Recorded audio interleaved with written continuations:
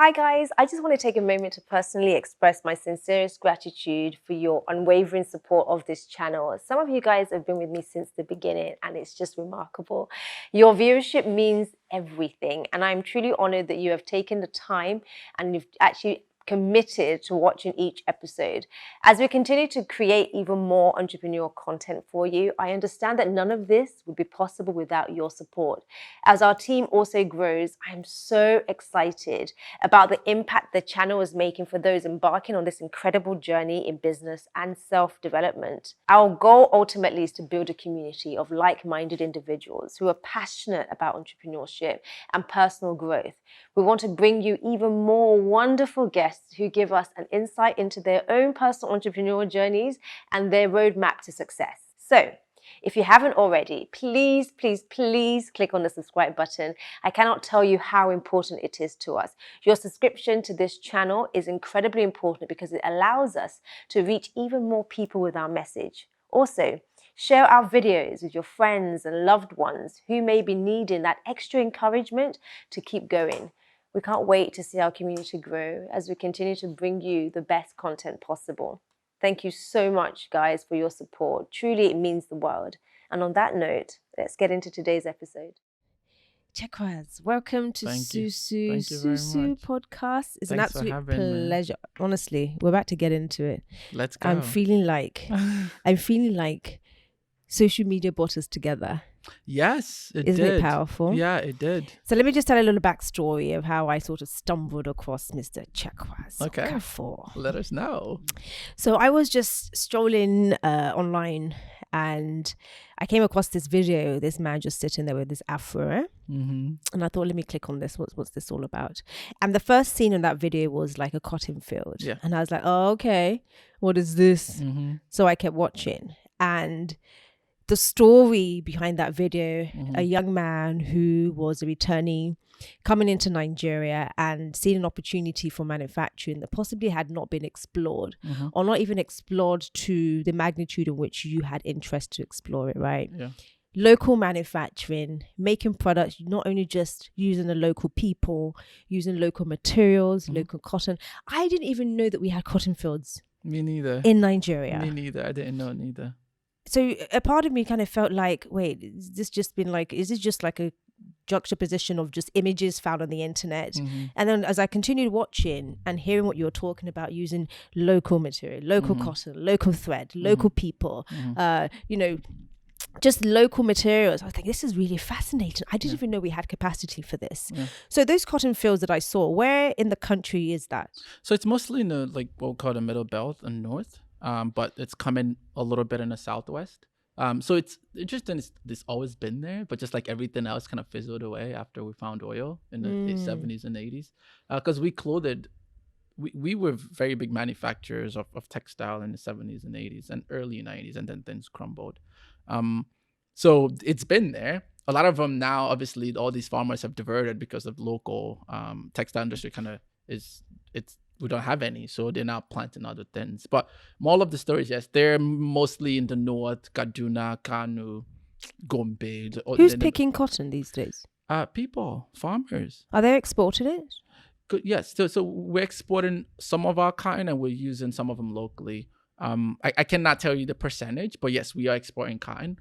But we shouldn't because the demand local. I can imagine. Yeah, we're not even able to meet demand. Exactly. Here. So I think because we don't have a local textile industry like how it used to be, the couple that are there are kind of sometimes have enough. Sometimes actually they don't have enough cotton because people are now planting other things. When we did what we did in Oyo State was a trial. They used to have cotton in that place before, and then it just went away. So we saw older people saying, oh, we used to plant cotton. But yeah, so we planted cotton in Oyo State, like 10 hectares for a little trial. So yeah, it is in the middle belt and mostly north. But cotton can be grown in 35 states. In Nigeria? Yes. Interesting. Yeah, 35. So east, north, everywhere. You can grow cotton across the country. Fantastic. Yeah. So that's a good thing to know. But Yeah. let's revisit that in a moment. Before we even delve into it, I like to go a little bit further back. I want to understand the mind behind the person who is doing what it is that they're doing. That we typically want to hear about on Susu podcast. So who's Chekwas Okafor? Like just let's go back to the beginning of when, you know, your individuality and your person was being molded. Take us back to that time where, you know, you were that young boy who started thinking on his own and foresaw a future that he wanted to build for himself. At what point was your molding of who you have become today? So it's mostly from my parents. I'm lucky to have come from them. I think so. I tend thinking about it in two ways. My mom gave me my why, and my dad gave me my how. Right. So I get so luckily for me, I've never questioned purpose. I've sort of always known what I will be. I just didn't know how. At what age did you discover that?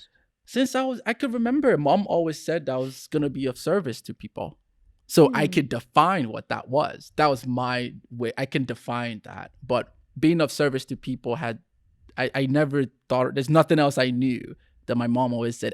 She even tells me even now. I'm like, you know, this is like 30 some years. She's just like, oh, you know, since you were I think most mothers say that anyway, but for whatever reason, that kind of stuck out to me.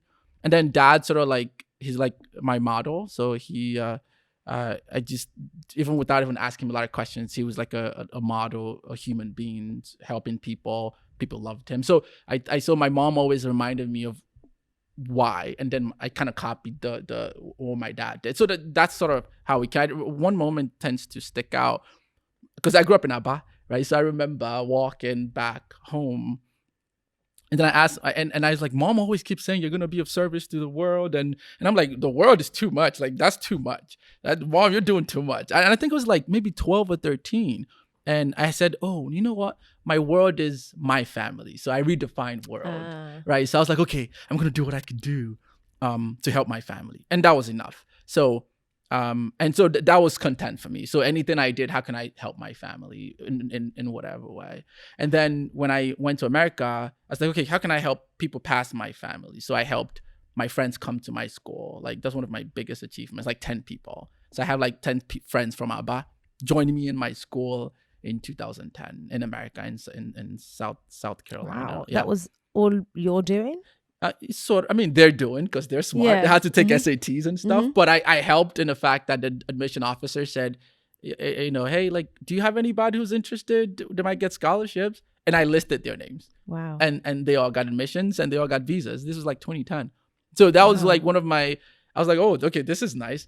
So I remember in college, I was like, so how can I be of service? So I expanded it a little bit and said, okay, this could be my community in South Carolina. So I started, like, I didn't start, I think I more like started like a Rotaract, you know, those Rotaract club, like a Rotary club for young people in my school. And then we ended up helping people in Denmark, South Carolina, that's sort of where we were. So all I did was like, I guess I'm just giving an example of how I slowly expanded that. So in America now, I wasn't just Nigerian, I was African, you know, right? So I said, oh, how can I be of service to Africa? So I started Onchek.com to help create jobs, just create jobs, but like secondary. So Onchek.com was an e-commerce for African luxury fashion. So we work with like Maklosa, Duma, Zashadu, Adel Deshak, some of these brands, African luxury brands. So my thought was, I increased their market and they employ more people and things like that. So I expanded that to Africa a little. How could it be of service? And then eventually when I moved back, obviously, you know, now I'm more focused in Nigeria, but eventually expand out again. So where did that come from? It built up over time, but it was always, the foundation has been my parents. So we're going to go into Onechek and how that sort of came about. Yeah. But I'm curious about your parents and who they are as human beings, right? Yeah. As you experience them growing up, you know, let's start with mum. Mm-hmm. What was your favorite thing about mum as a person? Forget the fact that she's your mum, my mom, right? Like, what is your favorite thing about her as a person? She just loved my dad. Yeah, I think it's important. As I've gotten older, I've realized how important it is for for parents to care about each other, because because I've seen some, as I've gotten older, I've seen some not so good relationships and how that affects children. So I think the fact that my parents really cared about each other, obviously they'll inherently care about us. That's not a question, right? It's natural. But I think the care about each other made us feel safe. So Interesting. yeah, so I've never wondered if I'll be successful ever, because I'm fine. Do you think that was attributed to your parents Yeah. and the way in which they were with one another? Yeah. What was it about? What need in you was that serving? Being comfortable that I have a home with them. Being not them making me never question anything. So we never really had a lot of money, but I never needed anything. It might take a year to get it, but I'll get it, right? I never really wanted a lot neither, but I think just my parents giving us a stable home, because I left home very early. I went to a boarding school at 10, 11. And then when I came back, I went to Anambra State University for like 2 years, and I moved out. So honestly, I sort of left home at 10. So, but the little couple months I stayed at home, I always felt safe. I always knew I will be fine no matter what. So I could take risks, knowing that I will be fine. It doesn't have to be money, but I had a home that I can come Do you to. think that was a confidence booster? Yes, for of you? course. Yeah. So I've never questioned if I will fail. Like, I've always known failures are part of being successful. So, but they're not failures, right? So I've been confident my entire life. I think it's mostly for my parents. I've had a lot of time to think about that. So what about dad? If mum's, the favorite thing was just seeing how she just doted on dad and just kept that firm foundation of love for you guys and him. What was your favorite thing about dad? He was just a good person. People wanted to be like him. People wanted to associate with him. So he attracted people. He cared about people. There's nothing like a class. Like, he cared about any and everybody. Right? At what age were you when you noticed that in him? It's actually when I got older. Interesting. That I could look back and see how he was, how people cared about him. But do you think, even looking back, do you recognize any sort of impact that made on you as a young person? Of course, because it passed on to me. Because I learned from him without even knowing. So maybe some might be genetic as well, but so I'm literally a reflection of dad. So I think I do well around people. That's sort of like, not the smartest, but I do relatively good job with people. I can create, I think one of my superpowers is to be able to create an environment where people want to thrive, because I think I could do a relatively good job at making an environment where people feel safe. So dad made us feel safe, and people around him feel safe. Interesting. So in Onechek, your Onechek team, right? Let's talk about that. Tell us, how Onechek sort of came about. And then at the point where you're building a team to sort of bring about that vision, how did those skills come into play? Yeah, so I think that's one of the reasons we're relatively successful. Is building an environment where people thrive. Because I'm in manufacturing, in garment manufacturing, so a lot of the workers are people who have a higher likelihood of being taken advantage of, right? So these are young people, probably haven't worked before, or they were underpaid and things like that. So giving them a place where they can feel seen really made them perform better with us than anybody else. So we have 200 employees.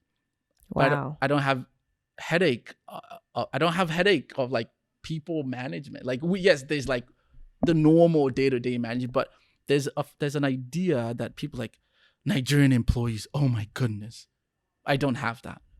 I don't think I'll ever have that. What do you attribute to that? Is that something? Management, organization, and making people feel safe. Making people feel safe. Making them know that you care, and there's hierarchy, but people, they can challenge authority feeling safe. They can question things feeling safe.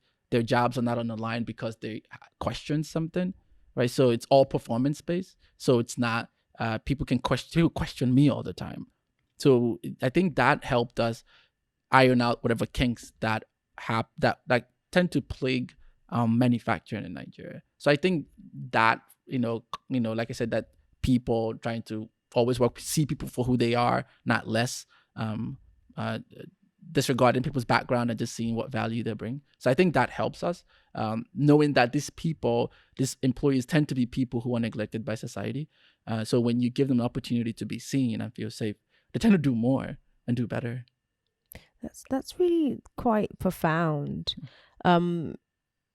Coming into Nigeria, did you recognize that this something was like what you're trying to do wasn't necessarily the norm? Yes. And did you have any resistance, or because typically when somebody's not used to being treated well, they struggle to probably recognize when they are being treated well, right? Yeah. They're like, oh, okay, they shout though. You supposed to shout, give that person. Like, why would I do that? So when the first couple months we dealt with that, you should be screaming at these people. Why should they have done this? And then we don't do that, and we don't scream at the factory.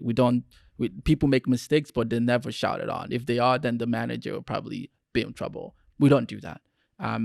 So now we've built a society where, like a culture where, if you can't do that, people know that they're important, and if people start acting, you hear people say, "We need to do that one for you." We don't do that here. So that is powerful. Exactly. When it's coming from the staff themselves, that means the message and the culture is deeply ingrained. Exactly. We need to do that one for you. No. Don't, it's very clear now. So the first couple months was a struggle when they expected heavy-handedness because some of them were used to it. But that's actually not productive. Yeah. Mm-hmm. Interesting. Yeah. So with Chekwas, Onchek. Yeah. And Chekwas. Yeah. One of the same thing. Yes. So tell me about the name, because when I was thinking about your name and then the name that you've chosen for the brand, so there's a similarity here. Surely there is. Yeah. There's a connection here, right? Yeah. So tell me a little bit about how you sort of came up with that name. I didn't. I'm not smart enough for that. My dad did. So it's my dad's company name. I just copied it. Interesting. So Dad used to be in textiles. When I was sort of researching, yes, I sort of saw that Dad had this history of business, and it was also in the textile industry, but from a different perspective, right? Yeah. Tell us a little bit about that. The typical importer, exporter. Yeah. I didn't want to go there, but now that you are, exactly. The typical, and that's why I didn't want to do it. I didn't want to textile at all because I was in Abad. That's where textile comes from. Like importation happens there a lot. So I wanted to go far away from importation or anything around that trade because I didn't see what value could create in a society, but just me being wealthy. It wasn't good enough. Do you know, I don't want to say it, but I'm on the same page as you. And you go through the stress of doing what you do. Yeah. And some people might say you can make money. You can make, I've gotten a lot money. Of that. Just import it now. What are you Why doing? are you stressing yourself you already built Merok brand. Just Kukuma import it, put the Merok and sell. Mm-hmm. I mean, I just want to make money. So tell me a little bit about your motivation for why you did not want to import like Dad did. Because I remember my mom said I'll be of service to people. That was not a lot. I mean, I could create 3-4 jobs, right? But it wasn't enough of what Mom said I was going to be of service to people. So it wasn't enough. My definition of service to people is to create jobs. That's how I defined it. So if anything doesn't create the maximum amount of jobs, it's just not interesting. So share prosperity? Yes. What does that mean to you? I'm actually good, content. I've prospered right now. I'm good. Everything else is just because you've built something, it has to grow. You have to solve problems to get bigger, but internally, I'm fine. If there's a max, I've reached it. I reached it when I employed 20 people. Now we're 200. I could get to 50,000, but I don't think I'll get any happier than that. I'm fine. I'm successful right now. Wow, that's a really interesting. Thank you. That's an interesting mindset perspective. Yeah. Unpack that for me a little bit. Yeah, because how much happier can I get? I could get marginally happier. I mean, yeah, but what gives me purpose, I think I've achieved it. And I'm fine to I just have to, because I want it to be better, but I can't chase that. I can't chase 500 employees, $20 million revenue. I can't chase that. It will come inevitably. But what's the catalyst that's going to ensure that comes for you? Because so I have to separate it. I internally know that I need to grow. I internally know that I need to create more jobs. I internally know I need to create and revive the textile industry to like the Bangladesh level. I need to revive the tech. I'm taking too much, I would try to revive the textile industry to a level that it never seen before. I'll do all the work. That's separate from my internal content, being content. Internally, I am fine. I don't need any more. If I didn't create a job and passed, then I failed. But I created jobs, so I'm fine. If something happens today, I am totally fine, just internally. But I also know that I need to revive the industry. So I don't need that. That by itself is a motivation. I can separate that from who you are. Yes. And that degree of just, this is who Chekwas is. Yeah. This is the internal gratification that Chekwas needs in order for Chekwas to be okay. Yeah. That's quite a different level of maturity. Thank you. And wisdom, I'll probably say, that I don't recognize in a lot of people. So the reason why I say it's because I think I probably boil it down to a sense of detachment that is healthy, right? Because we often want to define who we are with what we do. Yes. And when that thing doesn't work, because it does have its... Yeah, exactly. It's like a pendulum swing, right? It has its ups and downs. When that thing is not working, it can be deeply detrimental to the sense of self and the joy that should be infinite within us, right? So it can be quite painful. And I think that tends to be the norm. I probably say with entrepreneurs. So I know that entrepreneurs probably are the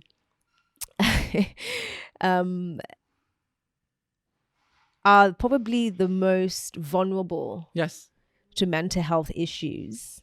And this is something that when we talk about mental health, right? It's bad, yeah.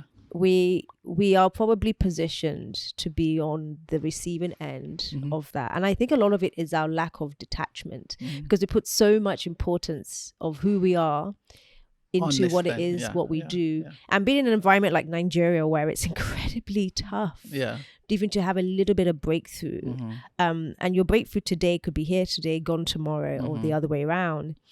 And when we fail to have that detachment, we fall victim to that sense of failure. So I find it incredibly interesting that you have that sense of detachment at this stage of your journey. Now I'm trying to look for a connection as to why that is, and I'm trying to understand how you came about to discover that so early in your journey. Because I went through a lot. Like 2019 when I couldn't make payroll by Christmas, it was bad. Then like I was scared for myself because I'd never done that before. Like I'd never gotten to a point where my biggest thing was like, I don't want to be the typical, hey, you employ people, you can't pay them. And that was bad. Like I went places I shouldn't have. It's a dark space. Yeah, it was very dark. So I traveled to the East, but I felt so bad that I came back like a couple days later. I told my parents, "Oh, just something. I gotta go back," but because I couldn't let myself have fun when I couldn't allow myself have fun when people hadn't been paid. So that I think I've gone through a couple cycles of that, and I just know I have to separate. I mean, I have to ask myself the question: am I doing the best I can? And as far as the answer is yes, then the other forces, there's nothing I could do past some of these things. Am I doing my best? How did you emotionally cope coming out of that that inability to meet payroll, and how it affected you? I just had to remind myself that when I remembered some conscious that I had to remind myself was like, if something happens to me, people will be fine. Probably find another job. Yeah. So that was a that was a moment of honesty, right? Yeah, that was a moment of like, dude, what are you doing? Get rid of your God syndrome. Exactly. Yeah. Like exactly. That's because I've been there several Yes. times, Yeah. right? And I think he had to take me coming to the realization Yeah. that I am not as big as I think I am, Exactly. right? And that's not coming from necessarily a place of, of grandiosity or whatever, but it's coming from a place of there's a lot riding on me. Yeah. And if I don't do it, That's why. so many things are Yeah. going to be affected. But what Yeah. you don't realize is it's kind of like a God syndrome, Yeah, because yeah. you're putting a lot of expectations on Yeah, yourself, yeah. and you're kind of tooting your own horn a little bit without Yeah, realizing yeah, it, that yeah. like, you really think you're here because of your Exactly. own power. Exactly. Do you really think that this whole thing is working because Yeah. of you? Yeah, exactly. Like, sweetheart, get Yeah. off your high horse. Yeah, so You did not get here on your own merit. absolutely. There's a force that is behind yeah, you. Yeah. And I think that's where grace really comes into it, that you have to give yourself grace, because it works both ways, right? Yeah. There's something that has brought you here. There's a drive that is Yeah. within you that you are pursuing. And that same drive and that same thing is what is giving you the grace which is sufficient to keep doing it. Yeah. And when you fall short, understand that It's grace okay. has it. It's Yeah, okay. Yeah. Yeah. So it's a tough one, because Yeah. you do feel that sense of, I've let people down. Yeah. Oh gosh, that was And my that is biggest enough fear. to Yeah. keep you Yeah. awake at Yeah, night. that was I'm bad. sure you're a Yeah. manufacturer. Yeah, You're not it's- sleeping. Yeah. I know for a fact you don't sleep. Yeah, That night. you know that. It was bad. It was bad. I was like, dude, like, what are you? I was like, and then I just couldn't believe like how I questioned myself, like, oh man, I just this the 90, like it was bad. But I think after a couple of those, dude, like, it's okay. Like, You'll get it done. Yeah, it's fine. And I know I'm doing.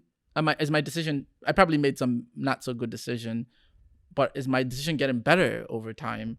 Or some forces out? There's a reason we're the only ones doing it at scale, because it's difficult. It's hard. So Yes. so if I'm facing some of those, just accept it. That's why you're the only one, and communicate well with the employees, because they see it too. They see that even when it's not good, that you're trying your best, and they have grace to accept that. So I think I did a better job at communicating before, when I see something's coming, and I ask them their opinions, and we ride along together, just like the same dude. Like, they'll figure the sums out. Like, they were fine without you, right?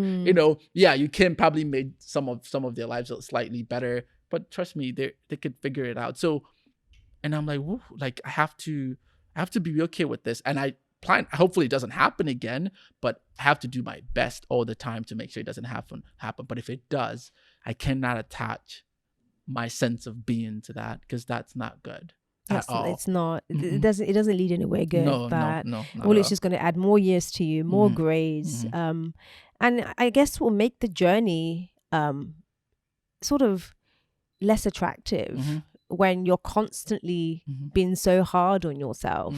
So I look at a lot of my favorite entrepreneurs and the people that I sort of look up to, and I feel like these people are very, very accomplished, and it helps me to really go back to their story sometimes and try and tap into it, and even look for the really dark times. And I think so often, a lot of the time, when we are searching for examples, when we're searching for examples of things we can connect ourselves to in order to find that drive or even a direction in where we want to go, that we forget to look for the bad times in these people. Exactly. Because the bad times will probably teach you far more than the good times, right? Exactly.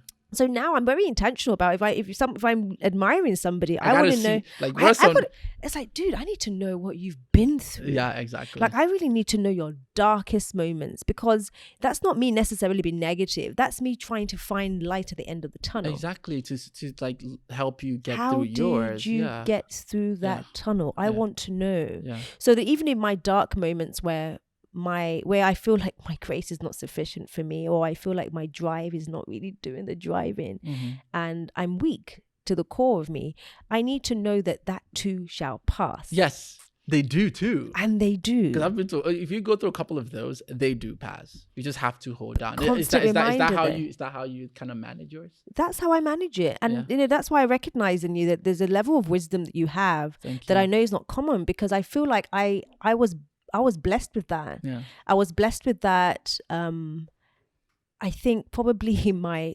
third venture, because entrepreneurship for me has been a long journey. Oh, you're one of those. Like I've tried a lot of things, that's right? good. I wasn't one of those. That's good. I tried a lot of things before I discovered my passion project, right? Okay. Which is furniture. And going through those things taught me so many lessons along the way. Exactly. I've done, all female model car wash, where I just got all my model friends, because I used to model back in the day, and I said, put on a bikini, let's wash cars and make money. Make some money. Right. And, let's make money for charity and just get as many cars off the street as possible. That showed me how to reach out to people and how to negotiate with people to get them, let me even say negotiate, how to influence people. It taught me that. Then I had the hairdressing, where I used to go to people's houses and braid their hair. Yes, I was a 16 so now year old. you're that type, right? And that type, I tried a lot of things. Then and then I tried the whole, selling women's body shape wear. And I used to get on my bike, and I'll go from hairdressers to hairdressers or salons to salons, and tell women why they should buy these body shapers. And and why? I know you're about to say, like, why? Because where did that come from? I think I came across stories of entrepreneurs who were just so driven, not driven because they knew this was their passion project, but driven to discover their passion project. That's kind of nice. And I was willing to throw myself out there. And everything that I did taught me something about entrepreneurship. One taught me how to negotiate. Another one taught me how to be uncomfortable in the presence of people. So I'll go to salons and I do basically a little pitch. I was pitching. Ultimately, I didn't realize it then, but that's what I was doing. So that taught me how to be vulnerable in front of strangers, to be able to get my point across. And it also taught me how not to be offended by rejection, right? Because a lot of people going door to door on my bike, I used to turn up with take my helmet off and say, ladies, I've got some great body shapers for you. If you want to get that perfect figure, I've got just the product. Have a look in my bag. And a lot of these women are these sort of like Jamaican women and African Did you aunties. sell? I sold bucket loads. Stop it. I sold bucket loads because I was a student, I wasn't taking money from my parents anymore. And most students in those days, you exhaust your student loans and things like that. You spent it on whatever. But I would actually take my student loan, I'll buy product and I'll resell it. And that's how I was using my student loan to generate profit. That's how I got through university, because my parents, I was refusing to take money from them because I felt that, I'm so clever. I'm so creative. I can do this myself. And that's how I started my journey. So, looking back, hindsight is a beautiful thing, because I think about all the things that I learned along those ways. Of course. It's really crazy. Absolutely. Every single one of them taught you something and you didn't know you were learning. But the most important thing it really taught me, Chekwas, is understanding that I am not what I do. No. Right? You're Because right, I am not what I do. No. My identity has to be separate from that, because in that there's a lot of confusion. Yeah. And my God is not a God of confusion. Yeah. I'm not intended to be confused, right? So there has to be a certain self understanding and grounding that is going to be sufficient for me, so that I don't find myself constantly going through the roller coaster that my business does. Exactly, because that's exhausting. It's very exhausting. Yeah, you can't and a sense of self crisis. You don't want to have those a couple times a year. But then there are moments when we do, because we're still human, right? Exactly, because you don't want to it shouldn't be that cyclical, right? Of course, periodically, it's okay. But if you attach it to the business, you're going to go through the same wave. If there's a problem in the market, then you're thinking, am I good enough? And, and it's just look, there's just no cash in the market. That's it. It has nothing to do with you. It is what it is. It's not personal. It has nothing to do with you. So separating that is, I had to get to that point. But it's not easy though. I can imagine. It's not. Right? There are moments, so in the moments where you find that you cannot, or you're maybe not that you cannot, but you're struggling to do the separation, what is your route back to sanity? I think my challenge, not challenge, what I've arrived at is I am good. When I have business crisis, it's business crisis. It's not me. It's not my, I might have made a bad choice, or I might have made a mistake, but sense of self, sense of fulfillment, purpose, I'm there. I'm good. That's not questioned that cannot be questioned again because I'm there. Yeah. So things are just I'm progressing. I want to get better. I get upset. Those are emotions tied to me being human, emotions tied to me running a business, having people depend on me, and having a lot of responsibilities. That's that. But the sense of, have I achieved my purpose? I have. The way I defined it, I'm fine. I created jobs which are sustainable, hopefully. And thankfully I've been able to sustain them, grown them.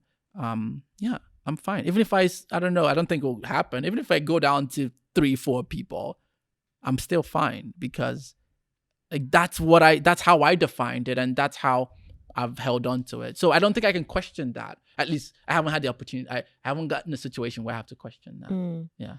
Do you have a roadmap to success yet? I don't. I have an idea of where I want to be. There's a couple things that get me going. I want to create a whole lot of jobs. I want to revive the textile industry, which is part of that. I'll probably do other manufacturing in my career, in my working life, just because it creates a lot of jobs. So I want to serve Nigeria. I want to serve my country in whatever way I can. And so that can come in different ways. And I think I'm slowly going away from having like very tangible goals. I think it can create anxiety and things like that. And maybe I eventually get back to that. So now I just focus on, I need to fix today. So today, am I as efficient as I can today? Have I planned well for tomorrow? And when I get to tomorrow, actually literally tomorrow, not more. When I get to tomorrow, is tomorrow as efficient as I can? So I guess it might come off as living day to day, but I don't necessarily see it that way. I just know that if today is good, tomorrow will be better. It will slowly build up. Because sometimes when you create these goals, or when I create these goals, there are real things that really affect today that I don't reach those goals. So like, and then when I get there, let's say April 30th, I didn't meet this goal, I didn't meet that goal, but I knew, and then when I look back and it's like, hey, you didn't meet this goal, but I knew that there's nothing I could do about it. They changed the cash policy. I can't do anything about that.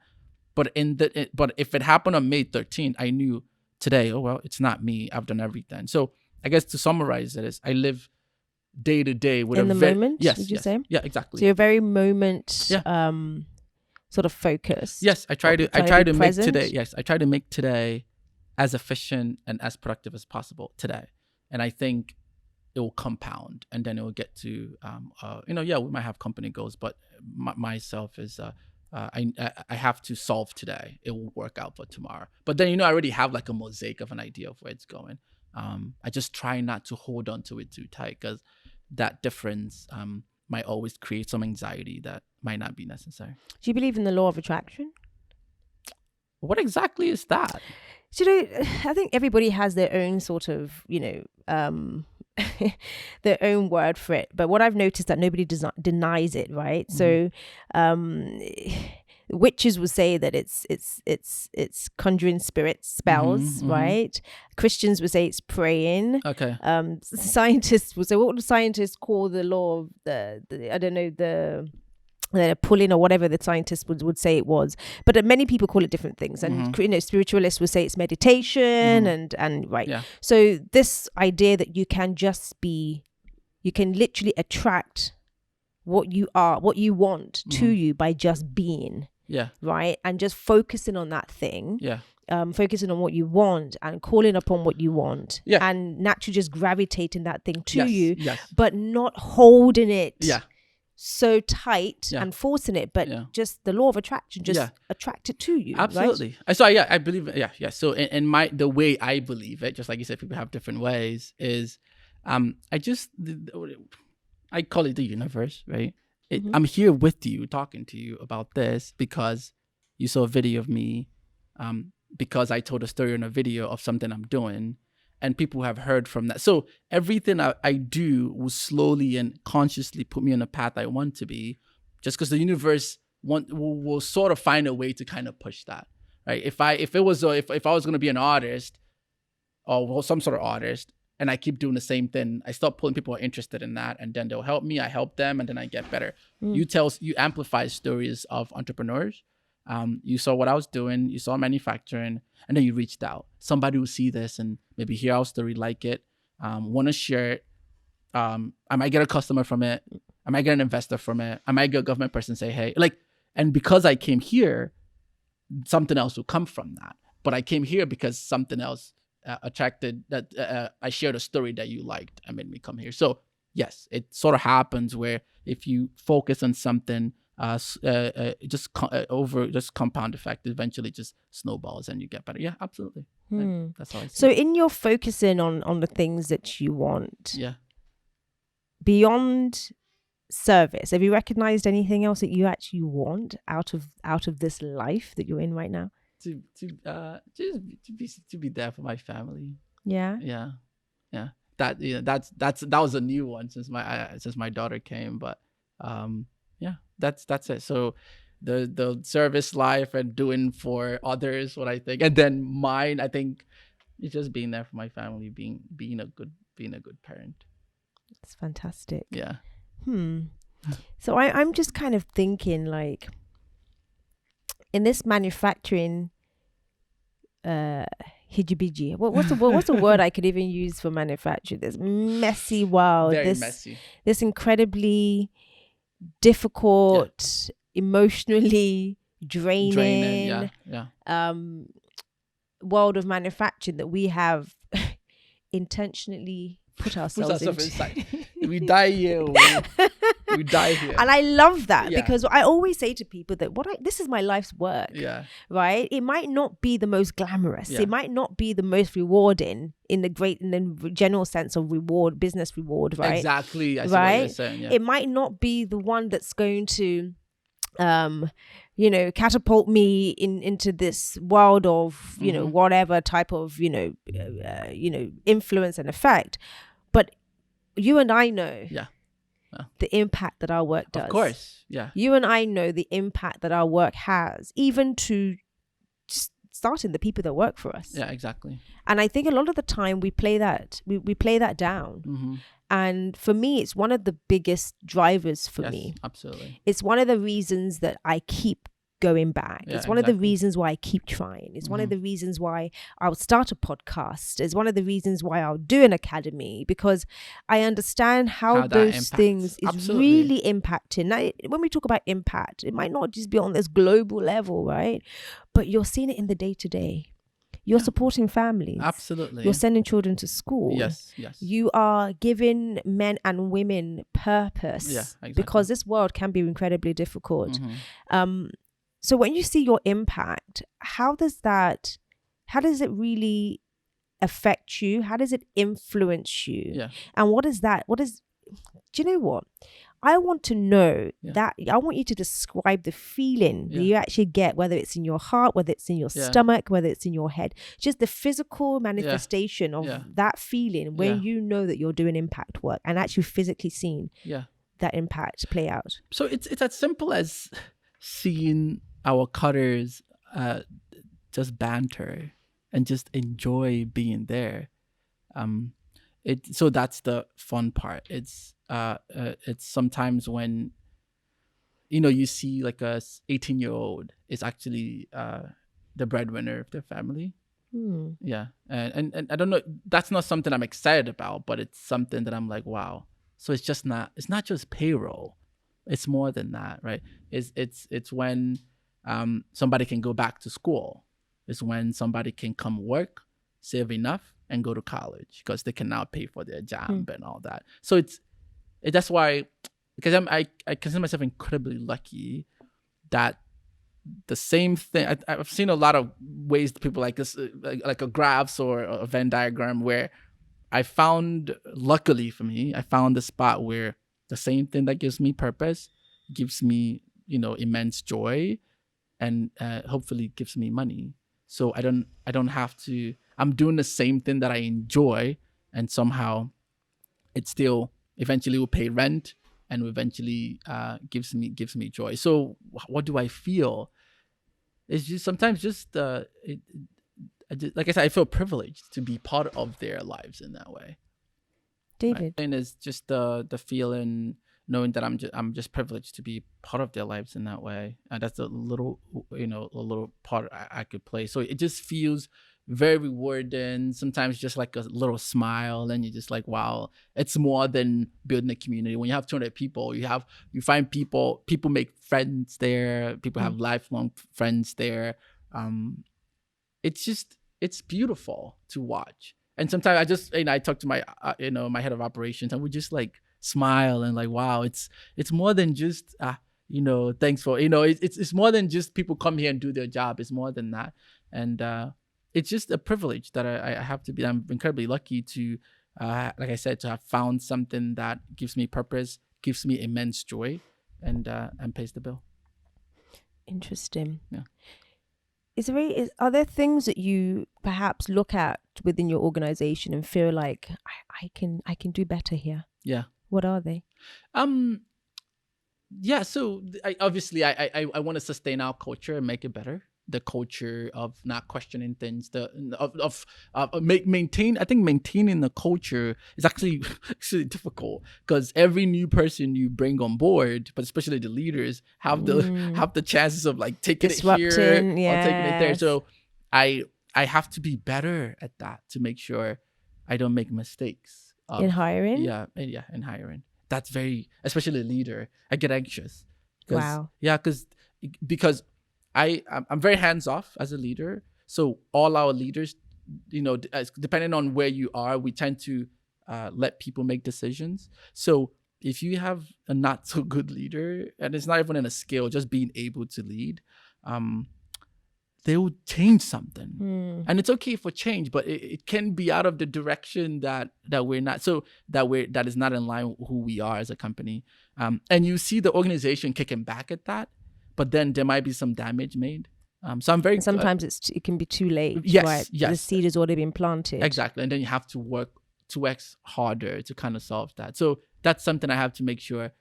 I'm not afraid to make the mistake, but I hope I make it way less. So quick to hire or quick to fire? Yes, me. Is that the approach? Yeah. Or are we slow to hire and quick to fire?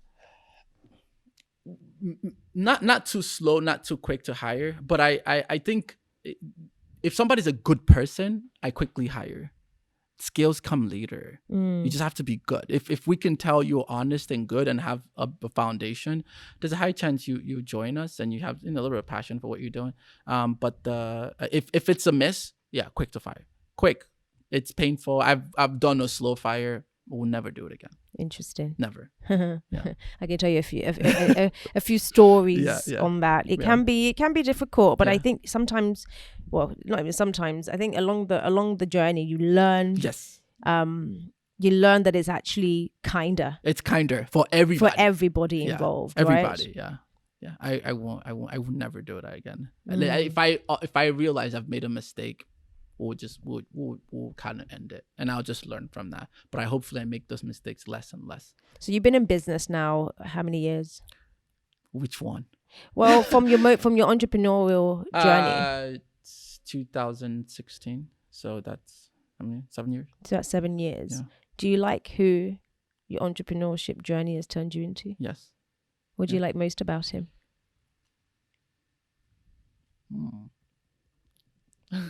What? I'm a little more firm now. I'm a little more firm on what I want and what I want. I typically that's a good one. I typically be a little wishy-washy because I'm like, oh, it's okay, no problem. We can. So now I could say I'm not doing this, or we're not doing this, because we can deliberate. So I've learned also when to deliberate and when to say we're not. This is it. So I think being firm at some point, knowing the right time to be firm, I've learned to do that. Because before, even when I was still working, even my managers, I'm like, oh, Emmanuel, you're not really, you're not very clear sometimes. And this is because I didn't want to hurt people's feelings and things like that. But now, I could be firm. I could be very. I don't want to be firm. I want to learn how to be very clear. Clear is the best word. Clarity. Yes. It's very clarity clear. Is kind. It is. Oh, that's nice. I've never heard Yeah. that. I've never heard it put Clarity that is very kind Yeah. to people way. Yeah. and for people. Yeah. That's a lesson that a lot of us probably take time to learn Yes. because we don't want to offend, like you Yes, said. exactly. But it's actually kinder. It is. I never thought about it that way. It's very way. kind. Yeah. Because and I'm learning this, and I probably learned the hard way. Because a lot of the time you kind of assume that people understand. Yes. But you assume that they get the rationale that you're Mhm. applying to something, Yeah. and they don't. Yeah. So as a leader, sort of building that capacity to be clear. Yeah. And providing your team with clarity, I have found that it's actually kind on people. It is. Because ambiguity is detrimental. Yeah, it is. And a lot of dysfunction. And expensive. Yeah, a lot of dysfunction comes from not being clear. And so every time we have issues, there's a high chance I wasn't clear on that. It's just I have to be honest with myself. So I've learned how to be very clear, and it's definitely helped. So that's something that the entrepreneurship has taught me. Fantastic. Chekwas, it's I can speak to you literally forever. Thank you. And very much. and I would actually appreciate if we probably have you back on again. Yeah. But it's just been an absolute pleasure. Thank you. Sitting with you for this time and sharing. Manufacturers in Nigeria have not taken on a small task at all. And what I love most about you is your resolve that this is your service work. Yeah.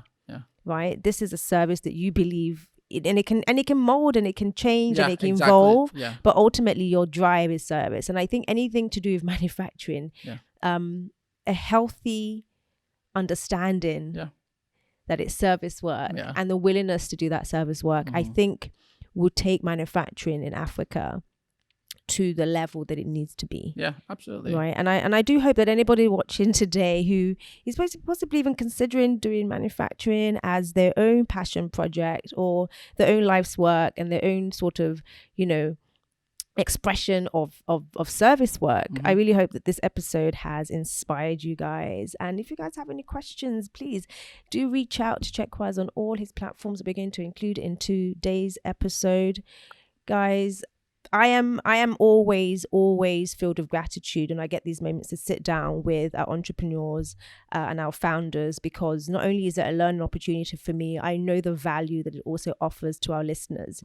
So I really do hope that you guys have taken that value and it has helped you to mold your mindset, to understand that you have the capacity and you have everything that you possibly need to take your dreams to the next level and to continuously build that mindset, because with the correct mindset and approach and the self drive and belief that you sort of see in every one of these episodes, you can really change your own life. And I really hope that we've empowered you in today's episode to do so. So thank you so much, guys. And as per usual, please do not forget to be extraordinary in the way that only you can be. Take care, guys.